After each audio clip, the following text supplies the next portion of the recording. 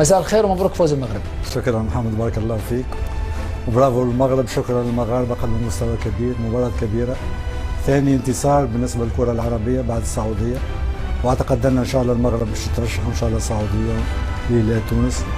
اليوم واضح ان ما عادش فما فوارق كبيره بين الكره العربيه والكره الاوروبيه. 16 هدف كابتن اليوم صحيح. للمغرب في تاريخ كاس العالم، افضل منتخب عربي سجل اهداف في كاس العالم. صحيح، المسؤولين في المغرب يقوموا بعمل كبير، هناك تنظيم مش من الصدفه، لأن هناك عمل كبير يقوم به المسؤولين، هناك ملاعب، هناك تخطيط، هناك تحسن من مستوى البطوله، وعند عديد اللاعبين جيدين ينشطوا في اوروبا، عند رئيس جامعه قوي.